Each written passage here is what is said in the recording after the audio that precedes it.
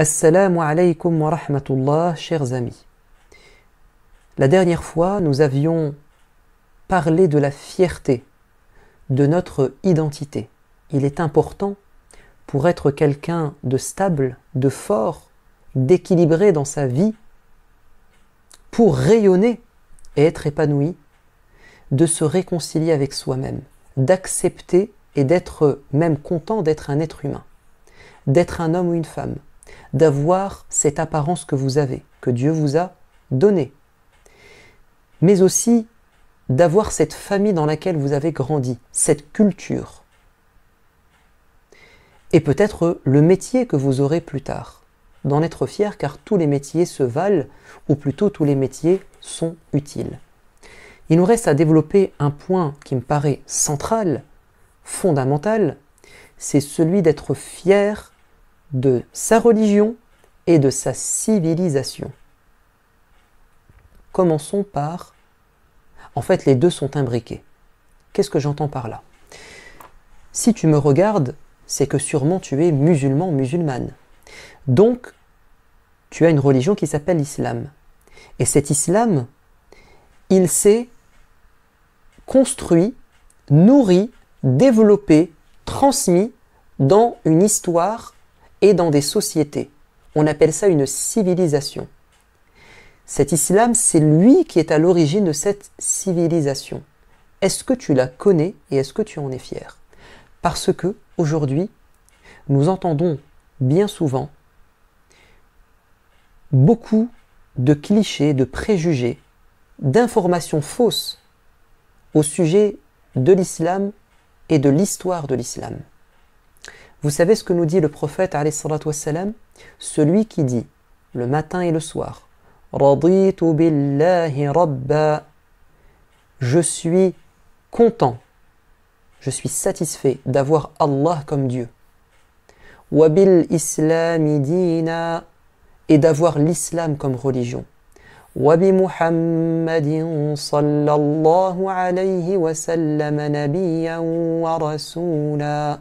Et je suis content et satisfait d'avoir Muhammad comme prophète et messager.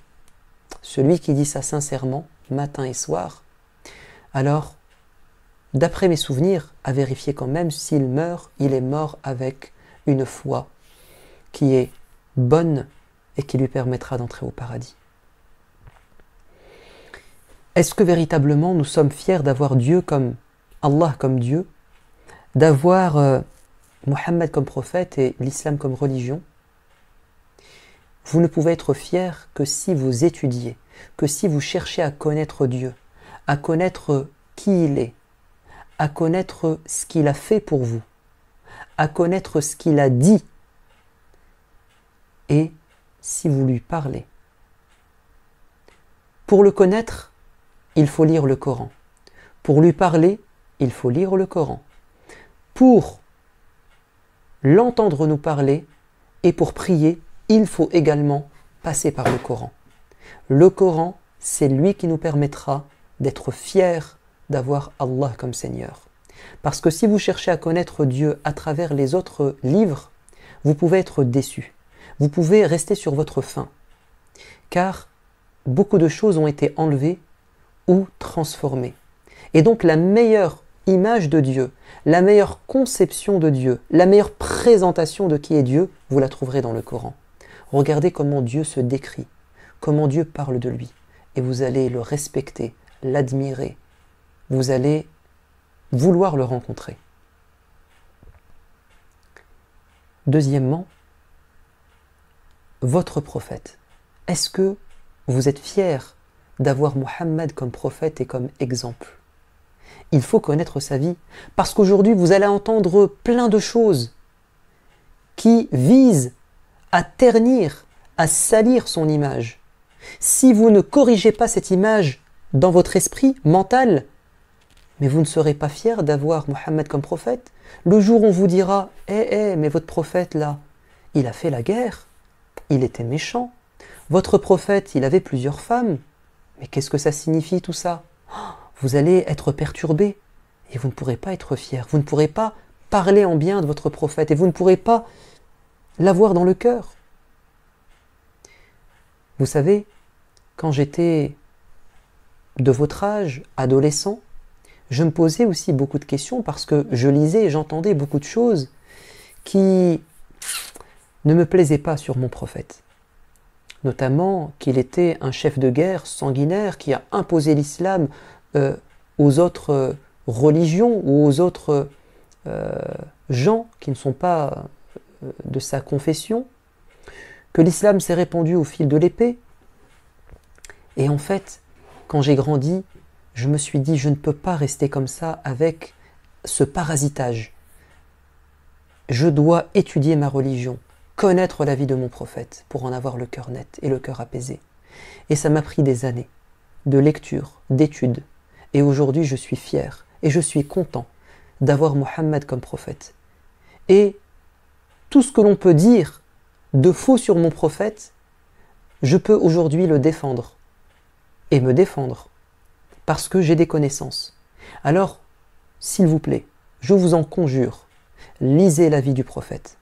Vous avez beaucoup de livres qui parlent de sa vie. Cherchez à le connaître. Moi, je suis fier d'avoir Mohammed comme prophète pour plusieurs raisons. Car personne sur cette terre n'a eu un comportement comme le sien. En étudiant sa vie et ses paroles, vous vous rendrez compte à quel point il est merveilleux, à quel point il est bien au-dessus de ce que vous et moi sommes en termes de comportement. Il est vraiment, vraiment, vraiment parfait dans son comportement.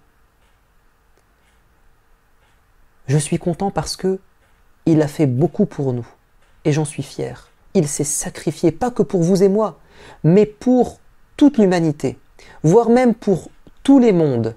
Rahmatan lil alamin, une miséricorde, une gentillesse pour tous les mondes. Il a fait du bien aux djinns, il a fait du bien aux humains, il a fait du bien aux animaux, il a fait du bien aux plantes, il a fait du bien même aux éléments de la nature, comme les montagnes, etc. Et oui, étudiez sa vie, vous verrez. Il a défendu les animaux, il a défendu les plantes, les arbres, il a condamné la pollution, il a défendu la nature. Et ça, j'en suis fier, parce qu'il était en avant sur son époque. Il a parlé de l'hygiène. C'était le premier à son époque à inviter les gens à se brosser les dents. Je suis fier de savoir que mon prophète est mort et la dernière chose qu'il a faite avant de mourir, c'est qu'il s'est brossé les dents. Je suis fier de savoir que mon prophète est mort dans les bras de sa femme. Et on ne pourra plus me dire qu'il était méchant avec ses femmes. C'est faux. Le début de sa prophétie et la fin de sa prophétie le prouvent. Il a commencé sa vie dans les bras de Khadija, sa vie de prophète, lorsqu'il est descendu de la montagne, après avoir vu Jibril, il était apeuré, il était perturbé, il est parti demander de l'aide et il s'est réfugié dans les bras de Khadija. Et il est mort dans les bras de son autre épouse Aïcha. Je suis fier de savoir que le prophète de l'islam, c'est quelqu'un qui nous a parlé de science et qui nous a invités à apprendre la connaissance. Es-tu fier d'avoir l'islam comme religion, ou bien est-ce qu'on t'a dit des choses sur l'islam qui te serrent le cœur et te compriment la poitrine? On a dit beaucoup de choses sur le voile, on a dit beaucoup de choses sur le fait que tu ne puisses pas faire tout ce que tu veux quand tu es jeune, que tu as des limites dans ta tenue vestimentaire, des limites dans tes relations avec les autres. On t'a fait croire peut-être que c'est une religion d'interdit, alors que si tu avais, et si tu, à l'avenir, étudieras cette religion dans ses détails, et dans sa sagesse, et dans sa profondeur et ses finalités, tu te rendras compte que tout ce que Dieu t'a demandé, et tout ce que le prophète t'a enseigné, c'est pour ton intérêt et pour l'intérêt de l'humanité. Et tu en seras fier. Et tu pourras parler fièrement de ta religion. Ne restez jamais sur des idées qui vous perturbent. Posez des questions, vérifiez les informations. Un compagnon qui avait vécu une partie de sa vie en Abyssinie chez le roi chrétien qui avait défendu les musulmans quand ils étaient opprimés. Ce compagnon est rentré à Médine, est parti à Médine, rencontrer le prophète. Et il lui a dit, tu sais, quand j'étais là-bas chez les chrétiens, ils m'ont posé une colle. Ils ont pointé une erreur dans le Coran, en tout cas ce qui semble être une erreur, et je n'ai pas su répondre. Ça m'a perturbé durant toutes ces années. Je suis venu te poser la question. Ils disent que dans la sourate Maryam, quand Marie s'est présentée avec le bébé Isa, Jésus, son peuple juif lui a dit « Mais qui est le père ?» Et elle a montré son enfant. Et l'enfant a parlé, il a dit « Je n'ai pas de père, Dieu m'a créé ainsi, dans le ventre de ma mère. » Et ils ont interpellé Maryam en disant « Ya ukhta Haroun, ô toi la sœur de Haroun ». Alors les chrétiens ont dit « Mais c'est bizarre ce que votre Dieu dit dans le Coran. C'est même anachronique. Haroun, c'est le frère de Moïse. Moïse, il a vécu bien avant Marie. Comment elle peut être son frère ?» Il a dit « Je n'ai pas su répondre. » Et le prophète va lui dire « Mais tu ne savais pas que, à l'époque de Maryam, quand on voyait quelqu'un de pieux, on lui donnait comme surnom une personne pieuse de son époque ou bien de ses ancêtres. Donc Haroun, ce n'est pas son vrai frère. Ils n'ont pas les mêmes parents. Son frère, c'est-à-dire, elle ressemble à Haroun, qui était un homme pieux de son époque, ou l'un de ses ancêtres, c'est-à-dire que le prophète Haroun était l'ancêtre de Maryam. Regardez comment ce compagnon a été perturbé et comment il a levé les doutes. Il a posé une question au prophète, à celui qui a des connaissances. Et quand tu poses des questions à des gens qui ont des connaissances, ils t'apportent des réponses convaincantes. Mais ne te trompe pas d'interlocuteur. Si tu vas poser ta question à quelqu'un qui n'a pas de connaissances ou bien qui a une dent contre l'islam, il ne va que ajouter la confusion à celle qui était déjà dans ton esprit. Soyez fiers et heureux d'être musulmans, d'appartenir à cette religion et à cette civilisation, parce que l'islam va être un tremplin pour le monde de l'époque. Vous savez, en Europe, les gens au Moyen-Âge, au 7e siècle, et bien avant et bien après, ils vont vivre ce qu'on appelle l'âge des ténèbres, l'obscurantisme. C'est-à-dire que presque tout allait mal, au niveau économique, au niveau scientifique, au niveau philosophique, au niveau sanitaire. Il n'y avait pratiquement que des problèmes, des guerres entre eux, ils étaient sales, il y avait des maladies, ils étaient pauvres, la science ne voulait pas se développer, notamment à cause de la religion qui combattait tout cela, la propreté, qui combattait aussi la science, alors que de l'autre côté de la Méditerranée, en terre d'islam, c'était l'inverse même, c'était le jour et la nuit en fait. Là-bas, c'était le siècle des Lumières, c'était l'âge d'or. C'est-à-dire que là va naître les vraies bases de la science moderne. Et nous allons découvrir que c'est ce monde musulman, ensoleillé, rayonnant, qui va permettre à l'Europe de se sortir des pénombres. Et la Renaissance, et le siècle des Lumières, et les philosophes, et tout ceci, c'est grâce aux connaissances des musulmans qui ont été transmis. Et ça, quand vous le découvrez, vous l'étudiez, vous êtes fiers d'appartenir à cette civilisation qui a permis à l'Europe de se développer. Par exemple, on parle des grandes inventions du XVIIe, XVIIIe, XIXe, XXe siècle, alors qu'en réalité, beaucoup de ces inventions ne sont pas des inventions à proprement parler parce que quelqu'un d'autre les avait inventées avant. Ce sont que des développements, des améliorations. Léonard de Vinci, il est connu pour avoir fait de grandes inventions. Et en réalité, il s'est inspiré des travaux de beaucoup de ses prédécesseurs qui étaient musulmans, notamment El-Jazari et les frères Moussa, qui ont vécu des siècles avant lui et qui ont pensé et dessiné et théorisé les inventions qu'il fera plus tard. Quand vous savez que ce n'est que vers le 19e, 20e siècle qu'on va commencer à comprendre comment fonctionne, qu'on va commencer à inventer tout ce qui est photographie, tout ce qui est caméra, et que tout ceci c'est grâce aux travaux de Ibn al-Haytham, qui était là 600, 700, 800 ans avant, et qui a découvert comment fonctionnait la vue, et qui a découvert le principe de la chambre noire, qui fait qu'on peut faire des photos et projeter des images. Quand on sait par exemple que les frères Wright, qui sont à l'origine des avions, en réalité, ils sont redevables des travaux de Abbas ibn Firnas, qui est le premier homme à avoir réussi à voler, qui est venu des siècles avant.